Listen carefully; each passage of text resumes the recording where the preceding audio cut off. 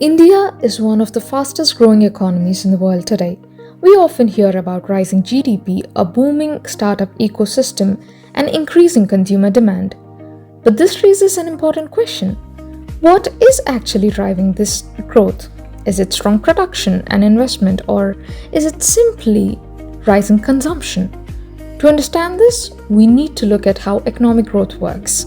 GDP is made up of four components: consumption, investment, government spending, and net exports.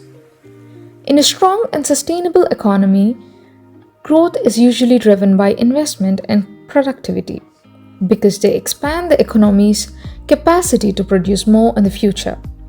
However, India's growth story looks slightly different.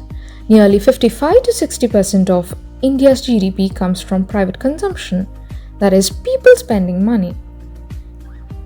In comparison, investment and manufacturing play a relatively smaller role. This suggests that India's growth is largely driven by demand rather than production. At first glance, this seems like a good thing. Rising consumption indicates confidence, people are spending more, markets are active, and businesses are growing. Where is the issue?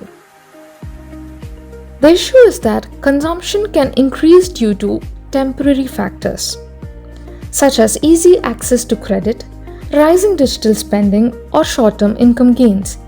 But unless this consumption is supported by strong production and investment, it may not be sustainable.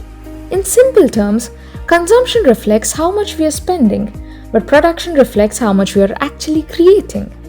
This creates a hidden fragility in the economy. If investment levels are low, future productive capacity does not expand significantly. This limits job creation, especially in sectors like manufacturing that can absorb large number of workers. As a result, growth may continue, but it may not generate enough employment. This pattern is also closely linked to India's economic structure. Since the 1991 reforms, India has experienced rapid growth in the service sector, including IT, finance, and digital platforms. However, manufacturing has not grown at the same pace.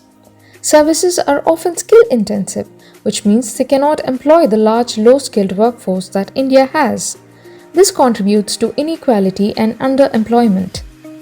From a macroeconomic perspective, this also raises concerns about the savings and investment cycle. In theory, savings should translate into investment, which then drives long-term growth. But if growth is driven more by consumption than investment, this cycle becomes weaker.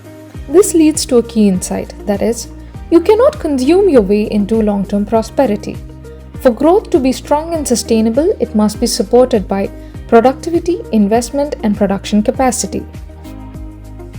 So, what needs to change? India needs to increase its investment rates, especially in infrastructure and manufacturing. Strengthening labor-intensive industries can create more jobs. At the same time, improving productivity through skill development and technology is essential. To conclude, India's growth story is impressive, but its quality matters as much as its speed. Growth driven mainly by consumption may look strong in the short term, but without a solid production base, it becomes fragile. India is growing fast, but unless it starts producing more, it may not be growing strong. Thank you.